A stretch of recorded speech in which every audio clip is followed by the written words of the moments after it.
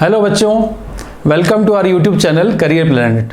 My self Surendra Gurwani और we are discussing chapter alternating current AC. Clear? तो हमने यहाँ पर बेसिक क्लासेस में हमने जो कुछ पढ़ा था वो था स्टार्टिंग का types of values of alternating current and voltage, and उसके बाद हमने पढ़ा फेजर डायग्राम, बिकॉज फेज होता है वोल्टेज और करंट के बीच में, फेज और फेज डिफरेंस वो निकालने के लिए। उसके बाद हमने पढ़ा टाइप्स ऑफ सर्किट। मेन इस चैप्टर में हमें जो पढ़ना होता है, मेन अगर आपको पूछा जाए एसी सर्किट में क्या होता है या आपको क्या पता होना चाहिए, तो एसी सर्किट में आपको पता होना चाहिए उसके सर्किट्स के टाइप। तो डिफरेंट टाइप्स के सर्किट्स होते हैं और डिफरेंट टाइप के सर्किट्स में अप्लाइड वोल्टेज तो सेम है, बट उनके अंदर फ्लो होने वाला जो करंट है वो अलग अलग होता है, और उनका जो करंट का और वोल्टेज का जो फेज डिफरेंस है वो हमें स्टडी करना होता है। क्लियर? और सर्किट में का रेजिस्टेंस है, तो रेजिस्टेंस या फिर आप कह सकते हो रिएक्टेंस, इम्पीडेंस, जो भी है, ये सब क्वांटिटीज़ क्या होती हैं, रेजिस्टेंस के टाइप है। तो हमने पढ़ा था, तो मैं आपको एक बार फिर से क्विक रिवाइज करा दूं। What is basic three circuits R, L and C. फिर बेसिक थ्री सर्किट के बाद आता है इनका combination R L, R C, L C, और लास्ट आता है एल सी आर। तो टोटल हमें 7 टाइप के सर्किट्स हमें पता होते हैं। First R, L, C, 3 basic circuits, then combination R L, R C and L C, 2 का कॉम्बिनेशन 3 और सर्किट्स हो गए, and the last L C R circuit, that is combination of 3 components. Right? तो मैं एक बार आपको फिर से रिवाइज करा रहा हूँ। फर्स्ट सर्किट होता है आर सर्किट। आर सर्किट, ये रेजिस्टेंस है आर सर्किट है, आर रेजिस्टेंस गिवन है, तो अप्लाइड वोल्टेज फिक्स होता है V not sine omega T. ये सर्किट है L circuit, V not sine omega T. ये सी सर्किट है, V not sine omega T. Applied voltage सब में सेम रहेगा। एल क्या है? एल कॉइल का इंडक्टेंस है। सी क्या है? सी कैपेसिटर का कैपेसिटेंस होता है। तो ये 3 बेसिक कंपोनेंट्स होते हैं एसी सर्किट्स के, आर, एल एंड सी। अब इनके बारे में बात करें आगे, तो अप्लाइड वोल्टेज तीनों में सेम है, बट इसका करंट हमने निकाला तो आएगा I not sine omega T. ठीक है? रेजिस्टेंस में जो करंट आता है वो होता है I not sine omega t. C में जो करंट आता है वो होता है I not sine omega T plus pi by two. L में जो करंट आता है वो है I not sine omega T minus pi by two. तो एल में करंट की इक्वेशन ये, सी में करंट की इक्वेशन ये, और आर में करंट की इक्वेशन ये। अब बेसिक इंपॉर्टेंट बात यहाँ पर आपको पता होनी चाहिए फेज डिफरेंस की। तो ये फेज डिफरेंस है, ये फेज डिफरेंस है, और ये यहाँ पर कोई फेज डिफरेंस नहीं है। ठीक है? तो करंट हम तीनों इक्वेशंस में निकालते हैं, और तीनों इक्वेशंस मतलब तीनों सर्किट्स के करंट निकालें तो हमें पता लगा आर में जो करंट होता है वो I not sine omega T है। तो आर साइन ओमेगा टी और V equals to V not sine omega T. तो फेज डिफरेंस क्या होगा इनका? 0 होगा। What is phase difference between current and voltage? 0। अब यहां पर देखो V not sine omega T, current की इक्वेशन है omega T minus pi by two, मतलब यहां पर करंट का फेज पीछे है, करंट का फेज लैग है, मतलब करंट पीछे रहेगा, राइट? वोल्टेज आगे रहेगा, वोल्टेज लीड करेगा, करंट लैग करेगा। इधर आ जाओ कैपेसिटर में, तो सी वाले सर्किट में हमें पता है इक्वेशन क्या है, sine omega T plus pi by two. तो omega T plus pi by two means current यहाँ पर लीड करेगा, current pi by two phase में आगे है। किससे आगे है? वोल्टेज से। तो वोल्टेज में ओमेगा टी फेज है, करंट में omega T plus pi by two, तो करंट का फेज वोल्टेज से पाई बाई टू ज़्यादा है, मतलब करंट आगे है। तो बच्चों इसके बाद आप देखो करंट का सर्किट मिल गया, करंट की इक्वेशन मिल गई आपको। अब आप देखो पीक करंट जो हम निकालेंगे, इसके अंदर पीक करंट जो फ्लो होगा वो लिखेंगे I not V not upon R. अब पीक करंट निकालना है तो वोल्टेज भी कौन सा लेंगे? Peak voltage. तो पीक वोल्टेज अपॉन रेजिस्टेंस क्या आता है? Peak current. Peak voltage upon resistance, तो एल सर्किट का रेजिस्टेंस क्या होता है? एक्सएल। एल सर्किट का रेजिस्टेंस हमने पढ़ा क्या होता है? एक्सएल, और एक्सएल की वैल्यू क्या होती है? Omega L. It is called inductive reactance. क्या कहते हैं बच्चों? Inductive reactance. तो सिमिलर इसमें आ जाओ सी वाले में, तो सी वाले में क्या होगा? यहां पर आएगा सी वाले में आई नॉट की value I not V not upon resistance. तो रेजिस्टेंस क्या होगा सी वाले का? सी वाले का रेजिस्टेंस होगा वी नॉट अपॉन, रेजिस्टेंस को लिखेंगे X C.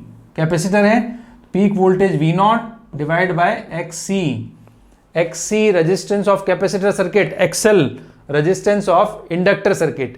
So XC is resistance of capacitive circuit. तो XC की वैल्यू क्या होती है, देखो XC equals to 1 upon omega C और 1 अपॉन सी ओमेगा. XL की value L omega, right. XL को क्या कहते हैं, इंडक्टिव रिएक्टेंस. XC को क्या बोलते हैं, कैपेसिटिव रिएक्टेंस. और R को तो रेजिस्टेंस बोलते ही हैं.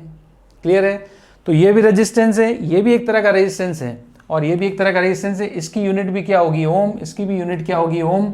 बट नाम अलग अलग हैं तीनों टाइप के रेजिस्टेंस.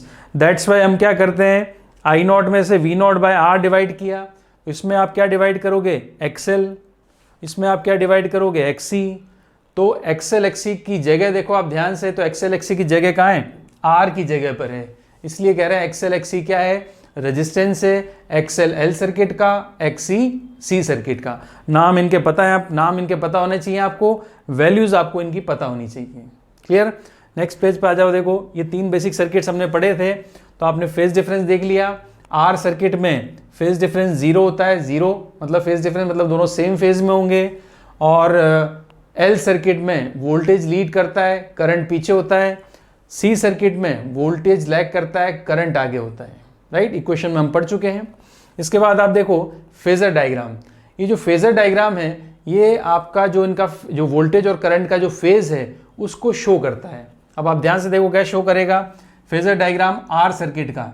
ये कौन सर्किट था, आर सर्किट में फेज क्या होता है या फेज डिफरेंस क्या होता है, 0. तो आप देखो वोल्टेज का फेज कहाँ बनाया, एक्स एक्सिस पर. तो करंट का फेज भी यहीं बनेगा. दोनों के बीच में फेज का डिफरेंस 0 है, मतलब दोनों सेम फेज में हैं. दोनों के बीच में कोई फेज डिफरेंस नहीं है, इसलिए फेजर डायग्राम में कोई डिफरेंस नहीं रखा गया है. राइट.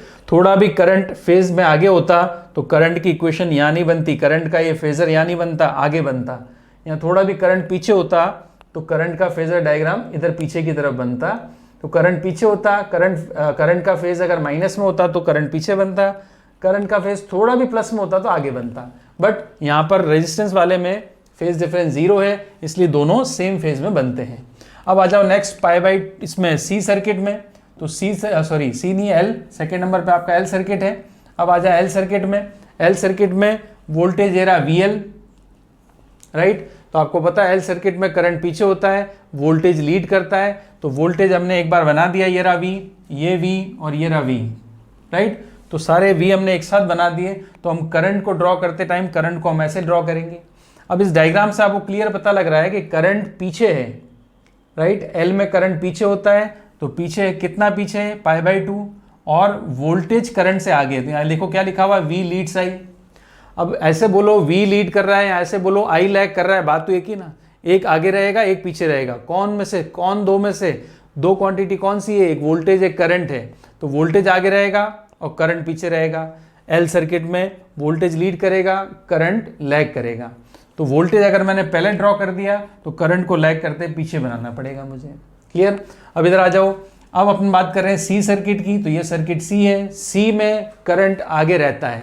तो सी में करंट आगे रहता है, तो मैंने वोल्टेज जब यहाँ ड्रॉ कर दिया तो सी में करंट को मुझे आगे ड्रॉ करना पड़ेगा, मतलब प्लस π/2 पर ड्रॉ करना पड़ेगा. π/2 एंगल ज़्यादा बना के उसको प्लस y एक्सिस पे ले जाना पड़ेगा. तो ये बेसिक 3 तरह के सर्किट्स थे. तीनों तरह के सर्किट्स का फेजर डायग्राम आपको समझ में आया. और ये डायग्राम भी आपको क्या बता रहा है, what is phase difference between voltage and current. Right. Clear है. इसमें कोई फेज डिफरेंस नहीं है, इसमें फेज डिफरेंस π/2 का है, इसमें भी फेज डिफरेंस π/2 का है. और डायग्राम देखकर आप पता कर सकते हो कि कौन लीड कर रहा है, कौन लैग कर रहा है. इसमें देखो करंट लीड कर रहा है, इसका मतलब वोल्टेज लैग कर रहा है. इसमें वोल्टेज लीड कर रहा है, इसका मतलब करंट लैग कर रहा है, करंट पीछे है. ये बेसिक आपका डायग्राम है, बेसिक तरह के सर्किट्स हैं. इनकी प्रॉपर्टीज आपको याद होनी चाहिए अच्छे से. आगे हम इनको कंबाइन करते हैं. चलिए अब देखो इधर. अब हम बात करें रेजिस्टेंस का फ्रीक्वेंसी के साथ relation, variation of Z with F. अब Z का वेरिएशन, Z मतलब होता है इम्पीडेंस अलग अलग सर्किट्स के लिए. जैसे R के लिए हम रेजिस्टेंस कहेंगे. मैंने आपको पहले बताया रेजिस्टेंस, रिएक्टेंस, इम्पीडेंस सब बात एक ही है. कुल मिला के हम बात कर रहे हैं हिंड्रेंस ऑफ द सर्किट की, कि सर्किट में कितना अपोज मिल रहा है करंट को फ्लो होने का, फ्लो होने में कितना अपोज मिलता है. तो यहाँ पर हम बात करना चाहते हैं वेरिएशन ऑफ Z की, किसके साथ, फ्रीक्वेंसी के साथ. तो R का फ्रीक्वेंसी के साथ क्या रिलेशन है, R तो कांस्टेंट है, R फ्रीक्वेंसी पे डिपेंड नहीं करता है, इसलिए R फ्रीक्वेंसी के साथ कांस्टेंट है. क्लियर। आर फ्रीक्वेंसी के साथ ना तो बढ़ेगा ना घटेगा, तो फ्रीक्वेंसी का आर से कोई लेना देना नहीं है। अब इधर आ जाओ, एक्सएल की बात करें तो एक्सएल का फॉर्मूला आपको पता था, XL equals to L omega होता है। जब XL equals to L omega होता है तो एक्सएल के सामने ओमेगा होता है, और ओमेगा मतलब फ्रीक्वेंसी। यहाँ पे एफ की जगह ओमेगा भी लिख सकते हैं, ओमेगा और 2πf प्रोपोर्शनल होते हैं, तो फ्रीक्वेंसी ओमेगा कुछ भी लें, अगर आप फ्रीक्वेंसी बढ़ाओगे तो ओमेगा बढ़ेगा तो एक्सएल बढ़ेगा। तो यहाँ पर एक्सएल और ओमेगा में कैसा रिलेशन है, डायरेक्टली प्रोपोर्शनल का, तो ग्राफ कैसा आएगा, स्ट्रेट लाइन। और एक्सी में, एक्सी की वैल्यू आपको पता है 1/c ओमेगा होती है, तो एक्सी में ओमेगा के साथ कैसा रिलेशन है, इनवर्स का, और इनवर्स रिलेशन के लिए ग्राफ कैसा आएगा, हाइपरबोला, राइट। ओमेगा कहें चाहे फ्रीक्वेंसी कहें, ओमेगा और एफ दोनों के साथ कैसा रिलेशन है, इनवर्स का, तो ग्राफ कैसा आएगा, हाइपरबोला। क्लियर। इसका क्या मतलब हुआ, देखो फ्रीक्वेंसी सर्किट की बढ़ाते जाएंगे तो एक्सएल बढ़ता जाएगा, इसमें फ्रीक्वेंसी सर्किट की बढ़ाते जाओगे तो एक्सी कम होता जाएगा, एक्सी की वैल्यू घटती जाएगी अगर आप फ्रीक्वेंसी बढ़ाते हो तो ये आपने पढ़ा फ्रीक्वेंसी के साथ सर्किट्स का रेजिस्टेंसेस का रिलेशन। क्लियर। अब आ जाओ रेजिस्टेंस के बाद इन्वर्स कर लें। रेजिस्टेंस के लिए हमने एक इन्वर्स क्वांटिटी पढ़ी थी, इन्वर्स ऑफ रेजिस्टेंस को क्या बोलते हैं, कंडक्टेंस, इसकी यूनिट होती है ओ या साइमन। इसके बाद देखो एसएल, एसएल क्या होता है, देखो एक्सएल का इन्वर्स, इसमें इसको हमने क्या कहा था, एसएल क्या होता है, एस को हमने लिखा था सस्पेक्टेंस। क्लियर। तो सस्पेक्टेंस एल की क्या होगी, 1/xl। कंडक्टेंस रेजिस्टेंस का उल्टा होता है, तो रिएक्टेंस का इन्वर्स क्या होगा, रेजिस्टेंस का रेसिप्रोकल कंडक्टेंस होगा, तो रिएक्टेंस का रेसिप्रोकल सस्पेक्टेंस होता है। तो सस्पेक्टेंस हो गया एल का एसएल और सी का कैपेसिटर का XC. Reciprocal of reactance is called susceptance. Clear. Next आ जाओ, इनका नेक्स्ट बात करें बिहेवियर ऑफ डिवाइस। ये जो तीन तरह के कंपोनेंट्स आपने लिए हैं, आर है, एल है, सी है, इनका बिहेवियर कैसा होता है, इनका बिहेवियर कैसा होगा in DC and AC, right. तो यहाँ पे बोला है इन डीसी एंड एसी, तो बिहेवियर ऑफ कंडक्टर बोल रहे हैं कैसा होता है इन डीसी और एसी। तो आप देखो इसमें,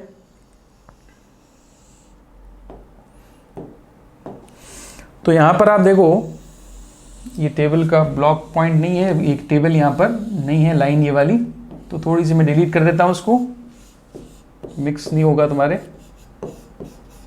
देख लो टॉपिक क्या है, behaviour of device in AC and DC. तो आपके पास डिवाइस मतलब जो कंपोनेंट की बात कर रहे हैं, आर है, एल है, सी है, इनका बिहेवियर एसी डीसी के साथ कैसा है। तो सबसे पहला सर्किट आर वाला है, तो आर सर्किट के लिए दोनों का बिहेवियर, आर सर्किट के लिए same in AC and DC. तो रेजिस्टेंस तो सेम होता है एसी के लिए भी, डीसी के लिए भी सेम बिहेवियर करता है इन एसी और डीसी, राइट।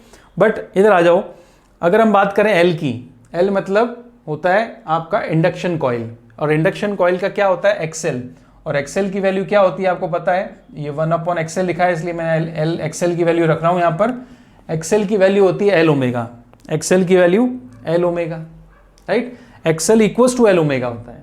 अब डीसी में ओमेगा तो होता ही नहीं है, तो ओमेगा 0 है, तो एक्सएल क्या होगा डीसी के लिए, 0 होगा।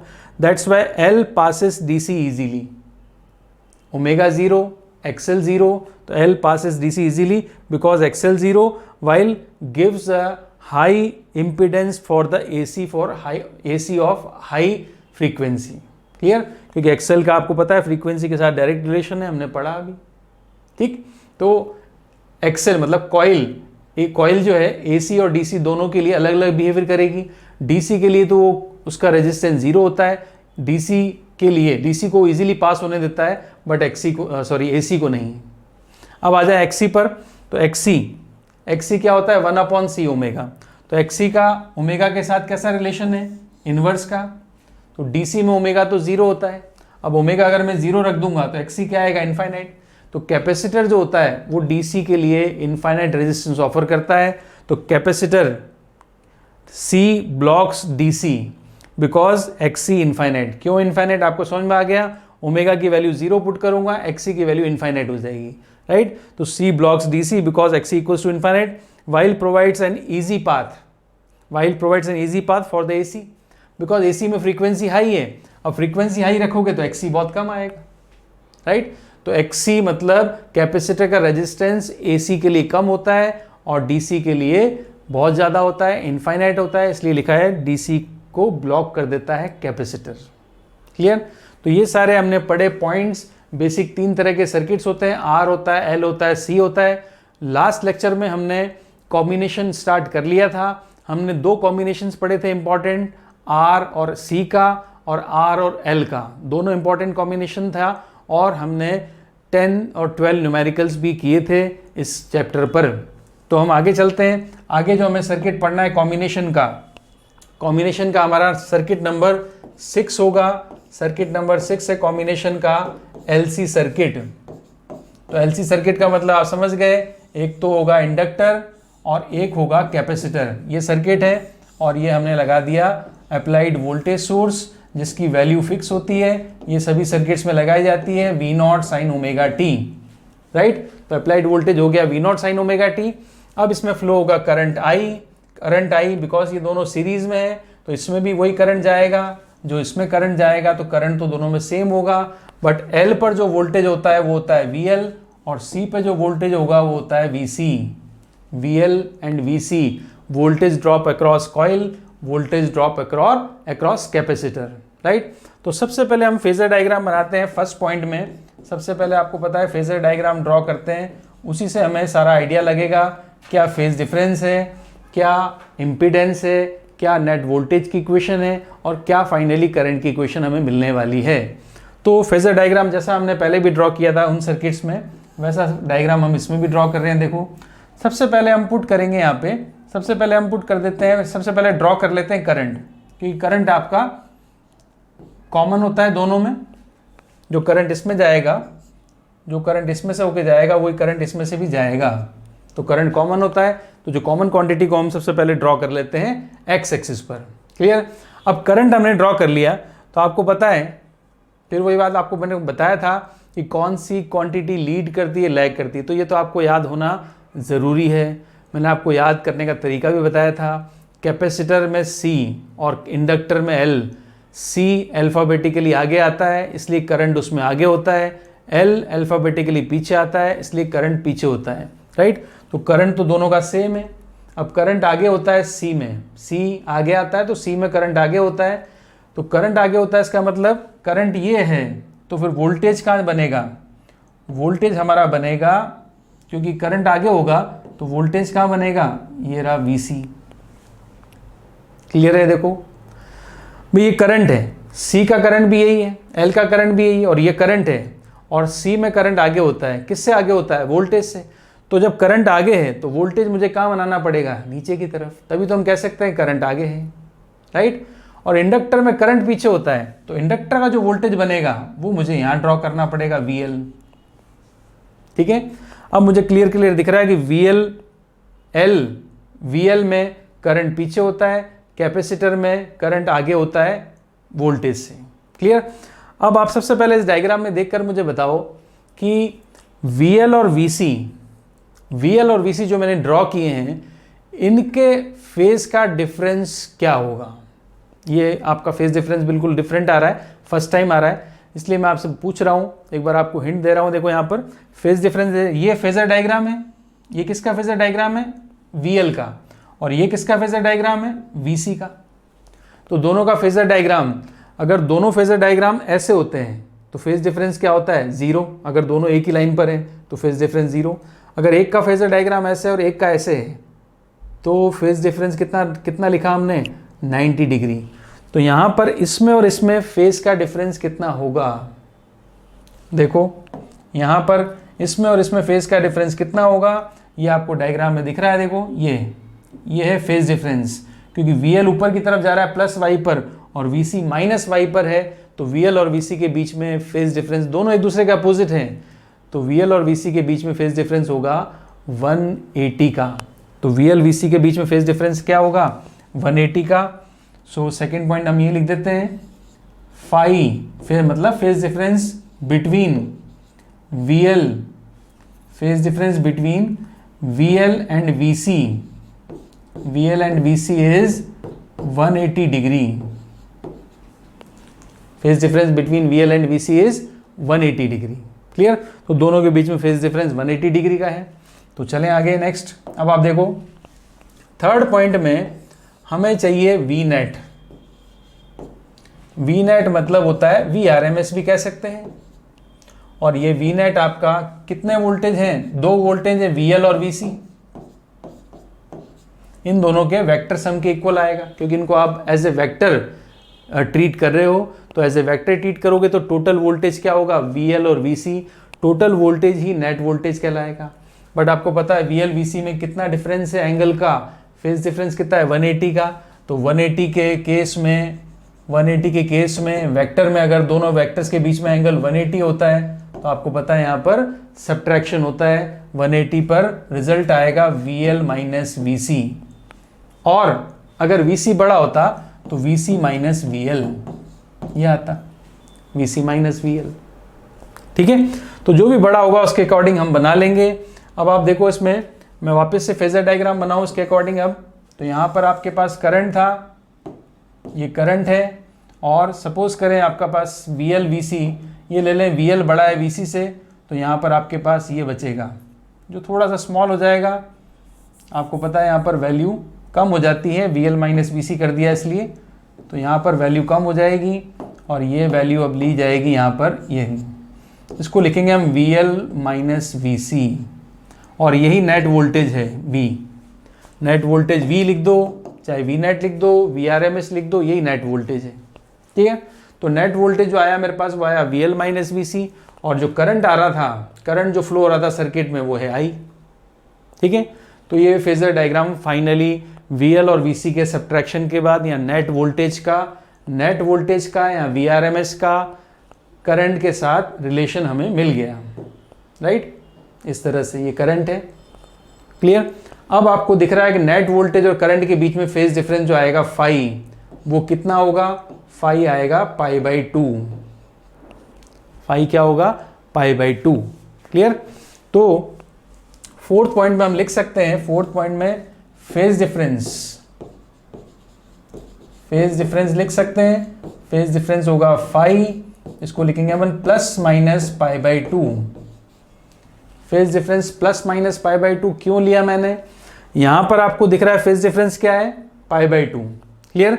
अब इधर देखो, सपोज करें VL मैंने लिया VL माइनस वी सी, तो VL माइनस वी सी तो यहां ड्रॉ होगा। सपोज करें अगर VC बड़ा होता VL से तो फिर सब्ट्रैक्शन क्या होता, VC माइनस VL, तो फिर रिजल्टेंट कहां बचता, VC की तरफ। तब फिर यहां पर आता मेरे पास VC minus VL, VC minus VL। ठीक है, मतलब करंट और वोल्टेज के बीच में फेज डिफरेंस तो पाई का ही, पाई बाई 2 का ही रहेगा। अब ये भी वी नेट है या वी है, ये वी नेट ले लो या वी ले लो, और ये भी आपका वी था या वी नेट था। ठीक है ना। तो करंट और वोल्टेज के बीच में ये वोल्टेज नेट, ये रहा करंट, फेज डिफरेंस कितना है, पाई बाई 2 का। ये वोल्टेज नेट और ये रहा करंट, तो भी फेज डिफरेंस कितना है, पाई बाई 2 का। अब पाई बाई 2 ये वाला लेंगे या पाई बाई 2 ये वाला लोगे, ये किस बात पर डिपेंड करेगा, पाई बाई 2 हम कौन सा लेंगे, डिपेंड करेगा कि VL माइनस वी सी लेना है कि VC माइनस VL लेना है। ठीक है, मतलब आपको पता है कि VL और VC दोनों हैं। अब दोनों में से बड़ा कौन है, दोनों में से जो बड़ा होगा, अगर VL बड़ा है VC से तो ये डायग्राम बनेगा। तब फेज डिफरेंस क्या लेंगे हम, पाई बाई 2 का। कौन लीड कर रहा है, V लीड कर रहा है। अगर VL बड़ा है VC से तो V लीड करेगा, और अगर VC बड़ा है VL से, VC बड़ा है VL से, तो फिर ये वोल्टेज है, ये करंट है, तो फिर करंट लीड करेगा। ठीक है, तो फेज डिफरेंस क्या आ गया, पाई बाई 2। अब फिफ्थ पॉइंट में हम निकालें, यहाँ पर फिफ्थ पॉइंट में निकालते हैं रिएक्टेंस बोल सकते हैं, नेट रिएक्टेंस बोल सकते हैं, या इम्पीडेंस भी बोल सकते हैं। नेट रिएक्टेंस भी बोलो, या इसको इम्पीडेंस भी बोल सकते हैं। सर्किट का इम्पीडेंस मतलब रेजिस्टेंस बोलना चाहते हैं। ठीक है, अब बताओ नेट वोल्टेज की इक्वेशन क्या मिली थी आपको, VRMS। नेट वोल्टेज की इक्वेशन मिली VRMS equals to VL minus VC। यहां तो VL माइनस VC होगा, या फिर VC माइनस VL होगा, दोनों में से आप कुछ भी ले सकते हो, VC माइनस VL होगा। फिर जो बड़ा होगा वो उसको आगे लिख देंगे, जो छोटा होगा उसको सब्ट्रैक्ट कर देंगे। क्लियर। अब देखो VRMS इक्वल्स टू होगा आई इंटू जो नेट रेजिस्टेंस है या नेट रिएक्टेंस उसको मैं एक्स से लिख रहा हूँ। नेट रिएक्टेंस क्या होगा, एक्स। नेट रिएक्टेंस को मैं एक्स से डिनोट कर रहा हूँ, ठीक है ना, एक्स से, राइट। अब VL इक्वल्स टू क्या होता है, ये आपको पता है। VL इक्वल्स टू क्या होता है, आई एक्सएल, और VC इक्वल्स टू क्या होगा, I XC, I XL and I XC. Clear. So I तो मैंने कॉमन लेके कैंसिल कर दिया, आई तो कॉमन ही है, सब में आई एक ही फ्लो होता है। नेट करंट भी वही है, सर्किट में जो फ्लो होता है नेट करंट भी वही है, वही एल में जाता है, वही सी में जाता है, वही वापस बैटरी में जाता है, तो करंट सब जगह सेम होता है। तो यहाँ से आप मुझे बताओ रिएक्टेंस, नेट रिएक्टेंस की वैल्यू क्या मिली, वो मिलेगी XL minus एक्ससी, XL minus एक्ससी। Clear. तो ये आता है नेट रिएक्टेंस एक्सएल माइनस एक्ससी। तो एक्स मिल गया, नेट रिएक्टेंस मिल गया। तो फिर हम आगे 6 पॉइंट में करंट निकाल सकते हैं। अब आपको सर्किट का करंट निकालना हो, इजीली निकाल सकते हो। करंट चाहिए, पीक करंट चाहिए, तो V नॉट अपॉन एक्स, क्योंकि करंट निकालें तो क्या होगा, voltage upon resistance. Net resistance net reactance आपने निकाल लिया लास्ट पॉइंट में, यहाँ पुट कर लोगे तो V नॉट अपॉन एक्स। और आपको IRMS चाहिए, तो IRMS की वैल्यू आ जाएगी VRMS अपॉन एक्स, ठीक है। और 7 पॉइंट में इक्वेशन लिख सकते हैं करंट की, इक्वेशन ऑफ करंट, ये लास्ट पॉइंट हो गया आपका। इक्वेशन ऑफ करंट हम लिख सकते हैं easily, equation of current I equals to I not sine omega T plus minus pi by two, plus minus pi by two. अगर plus minus pi by two में confusion है तो मैं इसको एक बार वापस थोड़ा सा क्लियर करके लिख देता हूं। I equals to I not sine omega T plus pi by two. कब लेंगे करंट, लीड कब होता है आपको पता है, जब कैपेसिटर इफेक्टिव होगा। अगर capacitor is more effective than induction coil, then ये आएगा I not sine omega T plus pi by two. इसका मतलब VC बड़ा है VL से और XC बड़ा है XL से। अगर VC बड़ा है VL से और XC बड़ा है XL से तो हम लेंगे sine omega T plus pi by two. और करंट की इक्वेशन दूसरी आप ये लिखोगे, I equals to I not sine omega T minus pi by two, minus pi by two. Minus pi by two कब लेंगे, जब VL is greater than VC और XL is greater than XC, ठीक है। अगर L इफेक्टिव हुआ तो current पीछे चला जाएगा, और C अगर इफेक्टिव हुआ तो करंट लीड करता है। बेसिक से ही हम यही बात कर रहे हैं कि आपको पता है C सर्किट में करंट आगे होता है, तो C अगर इफेक्टिव होगा तो करंट लीड करेगा, और इंडक्शन में करंट पीछे होता है। और अगर इंडक्शन थोड़ा इफेक्टिव हुआ एज कंपेयर टू कैपेसिटर, तो फिर यहाँ पर करंट लैग करेगा। क्लियर है। तो ये हमने तीसरा सर्किट पढ़ा आज, LC। RL सर्किट हम लास्ट क्लास में पढ़ चुके थे, RC हम पढ़ चुके थे, आज पढ़ा LC। अब मैं इन तीनों सर्किट्स को एक बार कंबाइन करके वापस आपको बता दूं। तीनों सर्किट्स का कॉम्बिनेशन मतलब कंपैरिजन स्टडी करें इन तीनों सर्किट्स की।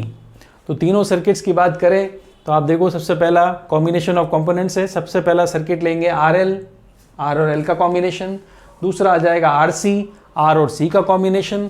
और तीसरा आ जाएगा LC, जो हमने अभी पढ़ा, वो है L और C का कॉम्बिनेशन, ठीक है। तो ये सर्किट्स हैं, आपको पता है तीनों तरह के सर्किट्स होते हैं। सबसे पहला सर्किट है RL, तो ये आपको R दे दिया, ये L दे दिया। क्लियर। R और L दोनों आपके पास है।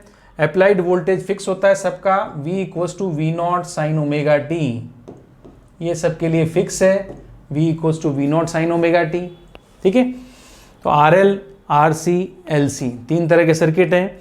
फेजर डायग्राम देख लो सबसे पहले। तो फेजर डायग्राम, इस पर वोल्टेज आएगा VR, इस पर वोल्टेज होता है VL, इस पे आएगा VR, इस पे वोल्टेज होता है VC, इस पे आएगा VL, इस पे आएगा VC। और करंट जो इसके अंदर फ्लो होगा वो सब में कॉमन है, करंट फ्लो होगा I, क्योंकि करंट निकलता है बैटरी से, बैटरी से निकलने के बाद दोनों कंपोनेंट्स में होता हुआ वापस बैटरी में चला जाता है। तो पूरे ओवरऑल सर्किट में करंट तो एक ही है I, और एक ही इक्वेशन मतलब एक ही वैल्यू है करंट की। ये अलग अलग यहाँ पर वोल्टेज अलग अलग हो सकते हैं, क्योंकि नेट वोल्टेज अलग है, इस नेट वोल्टेज का कुछ पार्ट आर पे जाएगा, कुछ पार्ट एल पे जाएगा, तो वोल्टेज डिवीजन चलता है, बट करंट डिवीजन यहाँ पर नहीं होता है, बिकॉज ये सीरीज सर्किट्स हम पढ़ रहे हैं। तो current through out the circuit same रहेगा। तो करंट हम सेम रहेगा, तो करंट की इक्वेशन ये आ गई। अब करंट और वोल्टेज दोनों कौन से फेज में है? करंट और वोल्टेज दोनों सेम फेज में होते हैं। किसका वोल्टेज? आर का। ये तो आपको पता है, आई और वी आर दोनों सेम फेज में होते हैं। जहाँ करंट होता है वहीं वी आर होता है, और जहाँ वी आर होता है वहीं करंट होता है, बिकॉज वोल्टेज और वी आर और आई के बीच में फेज डिफरेंस 0 होता है। तो दोनों तो यहाँ है। अब हमारे पास दूसरा क्या? एल। एल में आपको पता है करंट पीछे होता है, तो करंट तो यहाँ मैं बना चुका हूँ, तो एल का वोल्टेज आगे ड्रॉ किया जाएगा। एल का वोल्टेज है रहा, करंट पीछे रहता है, तो जब करंट यहाँ है तो एल को आगे करना पड़ेगा। क्लियर है? तो यहाँ पे लिखा है देखो, वी लीड्स आई 0 to π/2। अब यहाँ पर जो फेज डिफरेंस आएगा वो 0 से π/2 के बीच में आएगा। क्यों? क्योंकि एल तो चाहता है 90 डिग्री फेज डिफरेंस रहे, बट आर चाहता है 0 डिग्री। आर की वजह से फेज डिफरेंस होता है 0 डिग्री। पता है आपको वी आर और आई में कितना phase difference? 0 degree. But V L जो है वो 90 का फेज डिफरेंस रखता है। तो ओनली वी एल होता तो 90 होता, ओनली वी आर होता तो 0 होता, बट दोनों साथ में है, इसलिए फेज जो होगा या फेज डिफरेंस जो होगा 0 to π/2 के बीच में आएगा। राइट? और इस सर्किट का हम लास्ट में पढ़ रहे हैं, इस सर्किट का इम्पीडेंस। अब इम्पीडेंस आ गया बिकॉज रेजिस्टेंस भी है, और एल का क्या होता है? एक्सएल। एक्सएल भी तो है, तो आर एक्सएल दोनों हैं, तो Z इक्वल्स टू क्या होगा? √r² plus XL²। ये मिल जाता है आपको। वोल्टेज की इक्वेशन भी मैं यहाँ पे लिख देता हूँ। वोल्टेज की इक्वेशन होती है VR² प्लस VL²। तो नेट वोल्टेज जो आपको चाहिए, V नेट या VRMS कह दूँ मैं इसको, VRMS की वैल्यू आ जाएगी VR² प्लस VL²। VR की वैल्यू होती है IR, VL की वैल्यू होती है IXL। तो I कॉमन होके कैंसिल हो जाता है। तो जिस तरह का फॉर्मेट V के लिए है उसी तरह का फॉर्मेट Z के लिए भी आता है। Z इक्वल्स टू क्या होगा? √r² plus XL²। क्लियर है? Z equals to √r² plus XL²। ये RL सर्किट का इम्पीडेंस है। ठीक है? अब आ जाओ RC पर।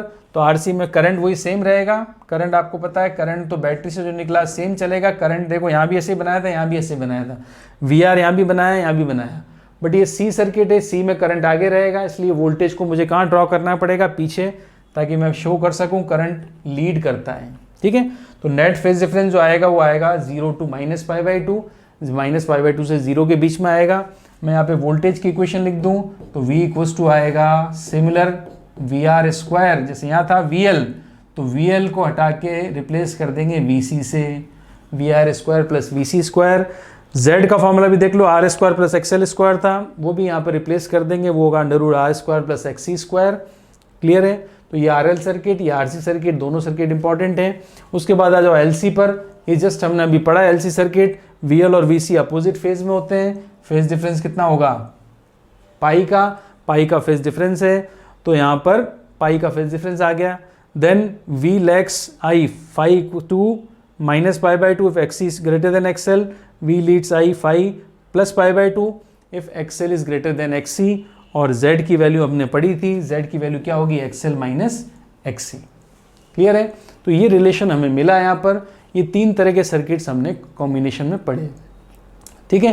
तो डबल के कॉम्बिनेशन के बाद अब हम आगे चलते हैं। नेक्स्ट सर्किट जो हमें मिलता है, सबसे इंपॉर्टेंट सर्किट है नेक्स्ट, वो है नेक्स्ट सर्किट है LCR series circuit.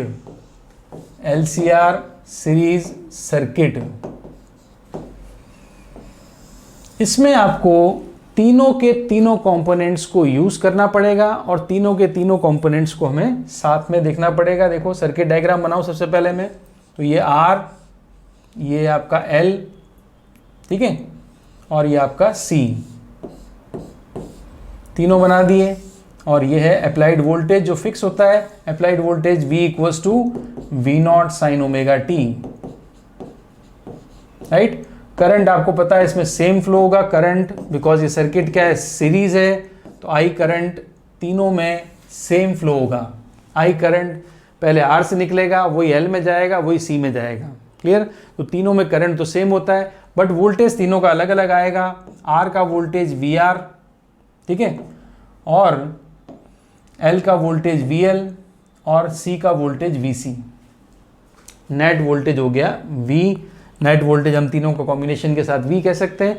Net voltage का मतलब मेरा VRMS से है, जो हम यहाँ पर इस वोल्टेज का, इस बैटरी का वोल्टेज जो लेते हैं। ठीक है, अब हम बात करें सबसे पहले LCR सर्किट के फेज़र डायग्राम से, क्योंकि सबसे इम्पॉर्टेंट डायग्राम फेज़र डायग्राम है। वही डायग्राम आपको हेल्प करेगा नेट वोल्टेज निकालने में या VRMS निकालने में, वही डायग्राम आपको हेल्प करेगा नेट इम्पीडेंस निकालने में, और वही डायग्राम आपको हेल्प करेगा फेज़ डिफरेंस निकालने में, राइट। तो आप देखो, सबसे पहले फर्स्ट पॉइंट में मैं फेज़र डायग्राम ड्रॉ करूँगा। फेज़र डायग्राम,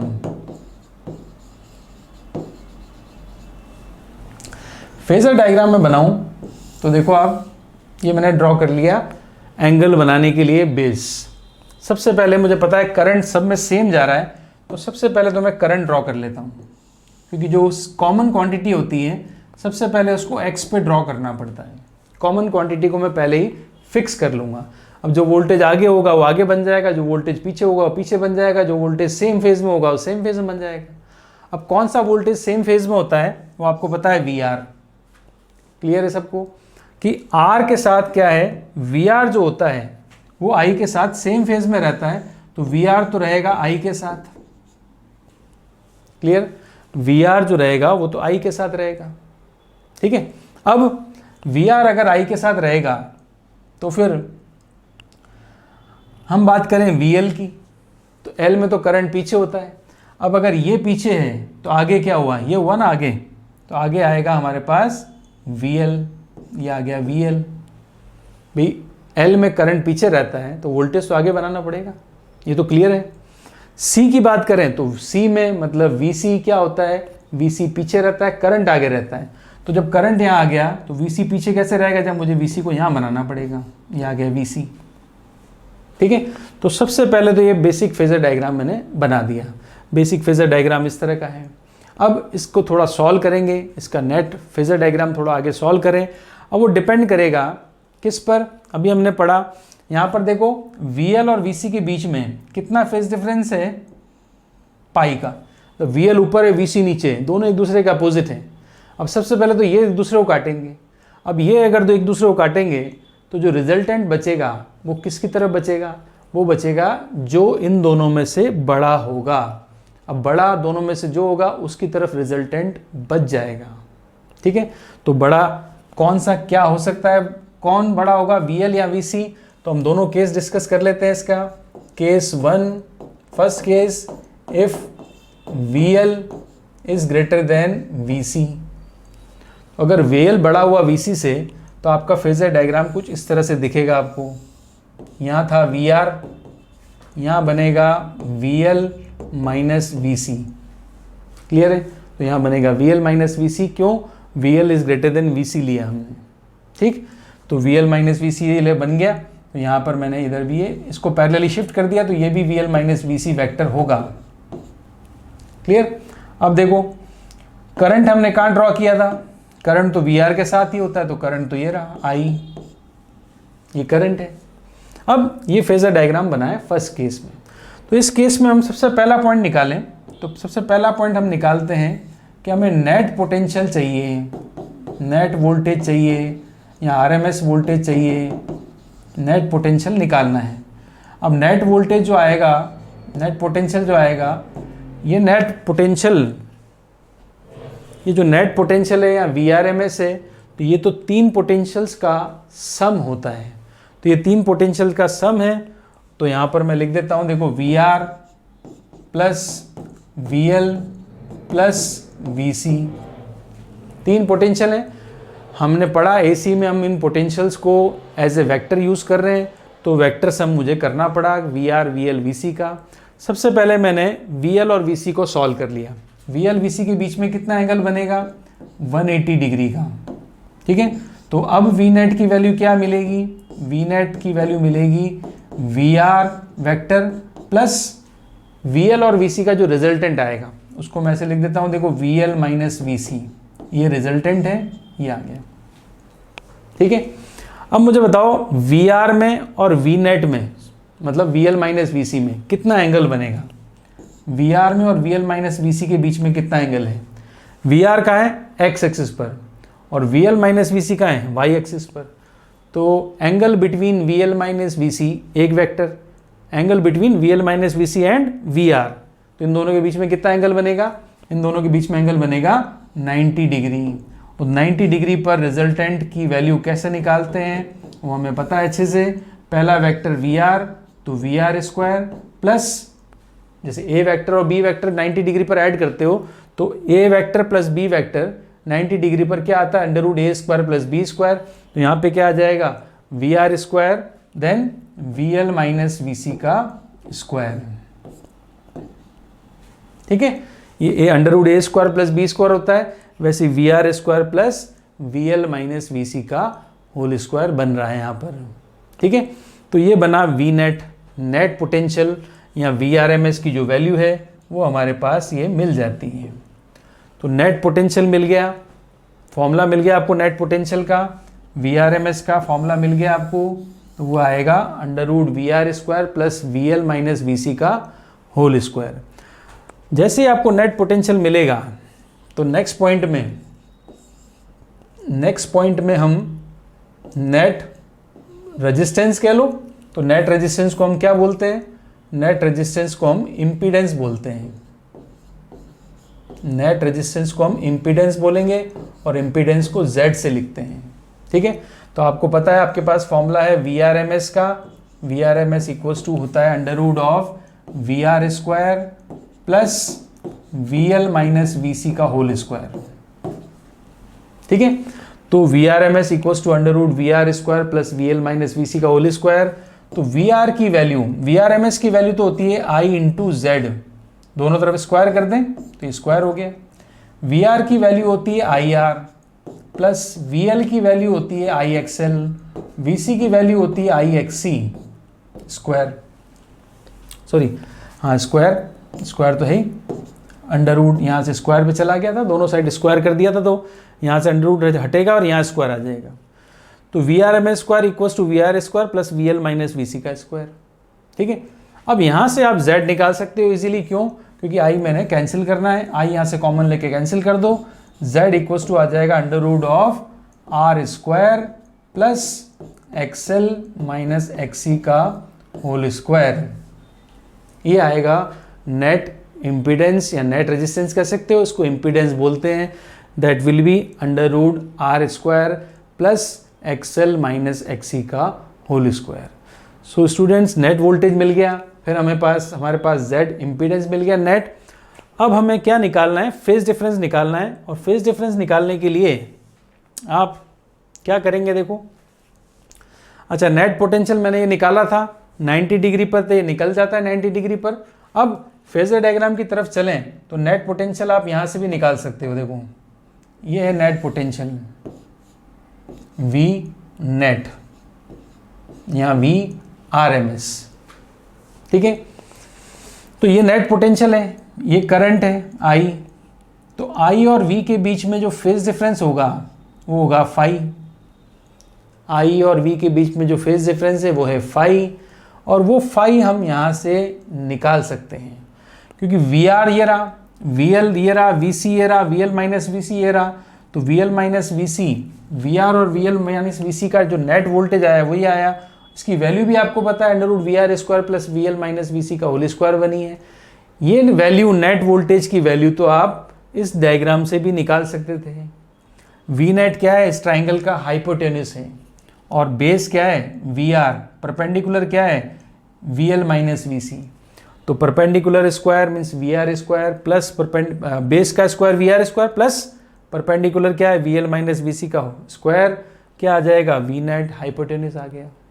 ठीक है, तो ये वैल्यू हमने बनाया, ये फेजर डायग्राम हमने बनाया।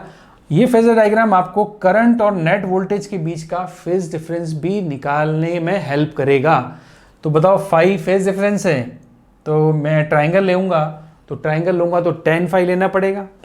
ठीक है, तो tan फाई बताओ, tan फाई अगर मैं लेता हूं तो परपेंडिकुलर अपॉन बेस आएगा। तो इस डायग्राम से अगर मैं tan फाई लेता हूं, tan फाई क्यों लूंगा, क्योंकि मुझे फाई निकालना है, और फाई क्या है, करंट और नेट वोल्टेज के बीच का फेज डिफरेंस। अलग अलग सबके बीच में तो फेज डिफरेंस हमें पता है, VR में 0 होता है, VL में -π/2 होता है, VC में +π/2 होता है, तो ये तो हमें पता है अलग अलग का। तो बट VNet में और I में क्या फेज डिफरेंस होगा वो इस डायग्राम से निकलेगा। तो फाई का फेज डिफरेंस क्या लें, फाई का फेज डिफरेंस निकालना है तो हम कौन सा फंक्शन लें, tan फाई। तो tan फाई इक्वल्स टू क्या होगा, परपेंडिकुलर।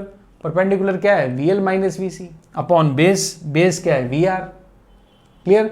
तो हम यहाँ से इस डायग्राम से फेज डिफरेंस भी कैलकुलेट कर सकते हैं।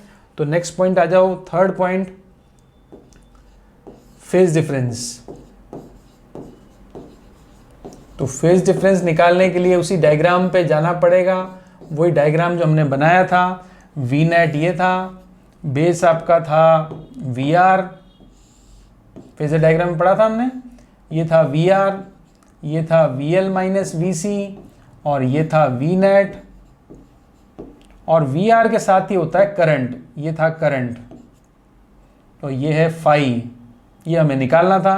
तो हम क्या लेंगे, tan phi equals to perpendicular क्या होगा, VL - VC और बेस क्या है, VR। ठीक है, तो परपेंडिकुलर अपॉन बेस, यहाँ से हम tan फाई इजीली निकाल सकते हैं, राइट।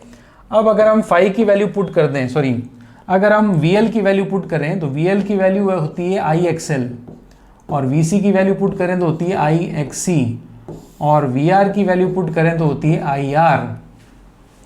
तो क्या tan फाई हम I के बिना भी निकाल सकते हैं, I कैंसिल कर दें, तो tan फाई का दूसरा फॉर्मूला आ जाएगा XL - XC अपॉन R, ये tan फाई हो गया। ठीक है, तो ये फेज डिफरेंस रहेगा, VL - VC अपॉन VR से फेज डिफरेंस निकाल सकते हैं, और XL - XC अपॉन R से फेज डिफरेंस निकाल सकते हैं। तो ये था आपका पॉइंट नंबर थर्ड। हमने पॉइंट पढ़ा, इसमें पढ़ा नेट पोटेंशियल हमने निकाल लिया। नेट पोटेंशियल जब VL बड़ा होगा VC से तो नेट पोटेंशियल निकाल दिया। नेक्स्ट हमने इम्पीडेंस निकाल दिया। नेक्स्ट पेज पे हमने फेज डिफरेंस निकाल दिया, और नेक्स्ट पेज पे हमने, अब आ जाओ नेक्स्ट पेज पे हम करंट निकाल सकते हैं। फोर्थ पॉइंट, करंट निकालना है। तो करंट निकालना है तो अगर I0 निकालना है तो इजीली आप V0/Z से निकाल सकते हो, Z तो आपने पढ़ ही लिया। फिर आपको अगर IRMS निकालना है तो IRMS equals to VRMS upon Z से निकाल सकते हैं इजीली। क्लियर है, तो IRMS इक्वल्स टू क्या होगा, VRMS upon Z, I0 equals to क्या होगा, V0 अपॉन Z। ठीक है, तो ये करंट आ गया हमारे पास। अब ये जो हमने पढ़ा था ये था केस 1। ये जो हमने पढ़ा LCR सर्किट हम पढ़ रहे थे। 3 तरह के कंपोनेंट्स हैं, अप्लाइड वोल्टेज फिक्स है, ये बेसिक फेजर डायग्राम बना था VR, VL, VC का। क्लियर। और उसके बाद हमने पहला केस पढ़ा कि VL बड़ा हो VC से। तो अगर ये केस हो सकता है पहला VL बड़ा हो VC से, तो उसका दूसरा केस भी तो हो सकता है। फिर दूसरा केस क्या होगा बताओ, इसका सेकंड केस क्या होगा कि अगर ये कहेंगे VL बड़ा है VC से तो उसका सेकंड केस क्या होगा,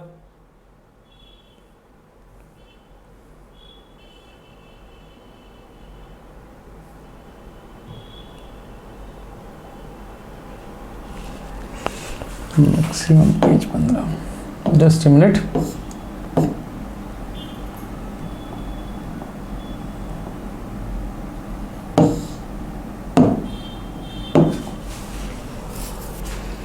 अब देखो हमने पढ़ा जस्ट अभी ये वाला केस 1 VL बड़ा है VC से।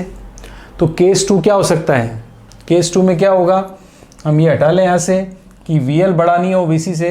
केस 2 में हम लें कि VC बड़ा है VL से, ऐसा भी तो हो सकता है। तो अगर VC बड़ा हुआ VL से तो फिर हम क्या करें, तो अगर VC बड़ा होगा VL से तो फिर ये फेजर डायग्राम कैसे बनेगा, देखो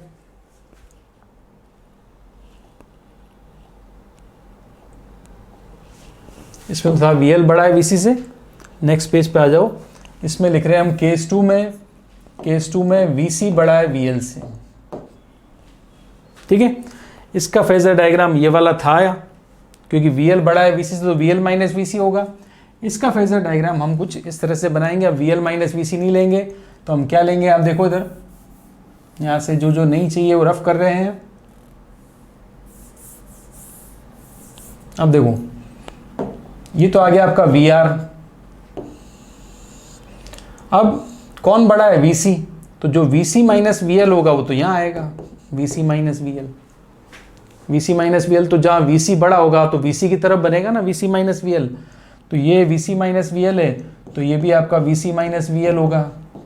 ठीक है, ये I है, नेट पोटेंशियल हमने बनाया था तो नेट पोटेंशियल यहाँ बन जाएगा, ये V नेट हो गया। ठीक है, और ये फेज डिफरेंस आ जाएगा फाई का।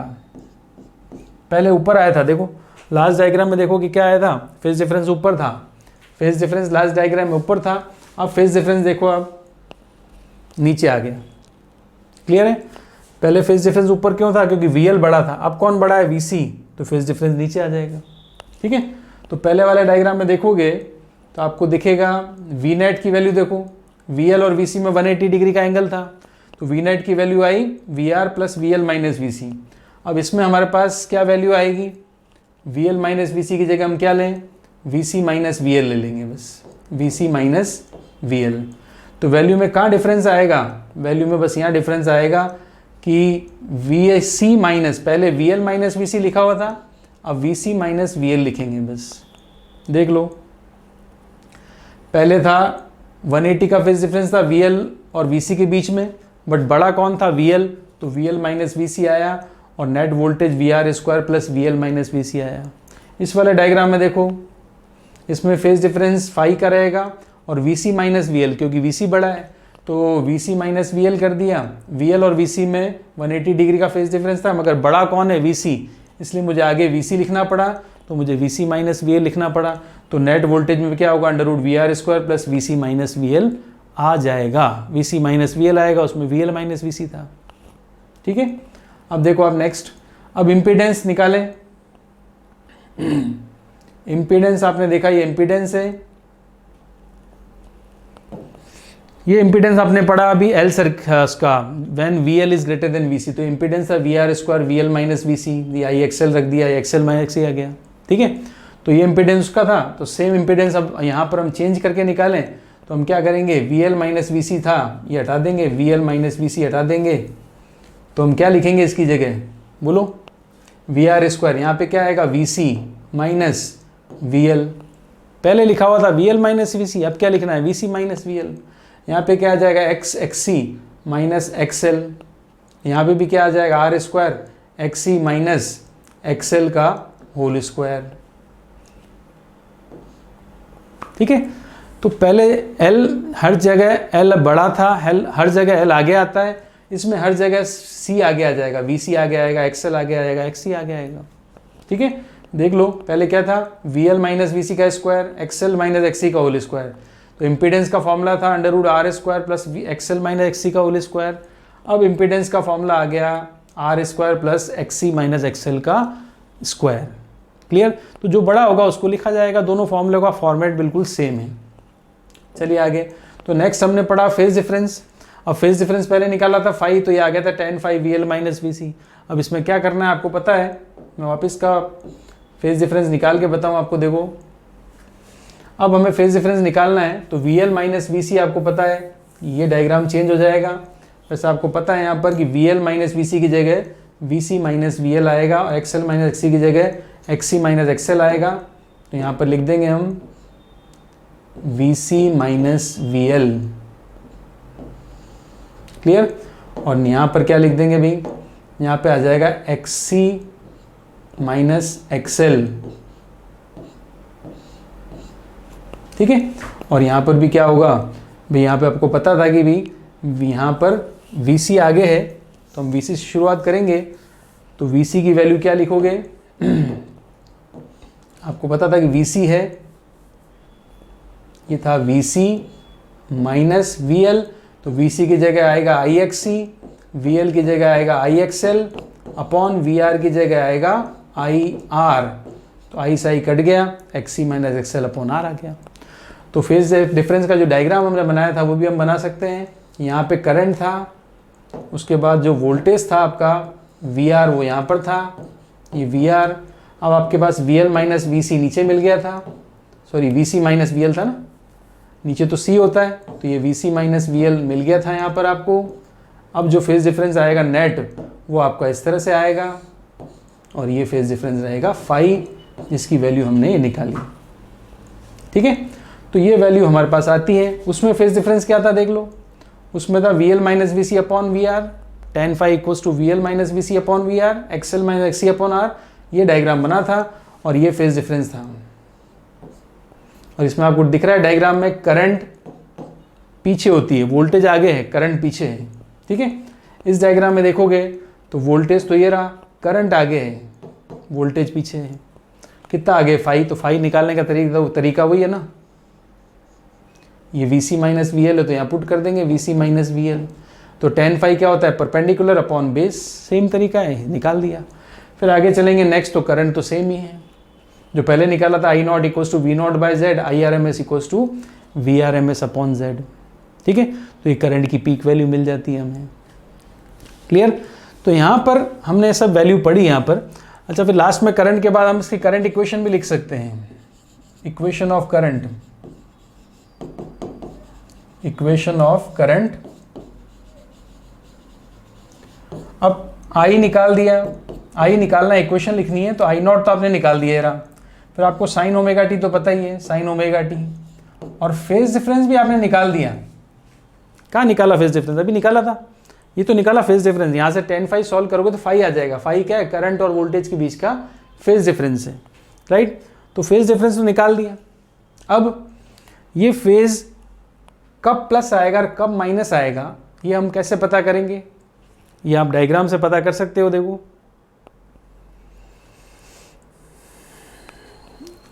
ये डायग्राम देखो, इसमें VL बड़ा है, तो VL बड़ा है तो आपको पता है L इफेक्टिव होगा तो करंट पीछे रहता है।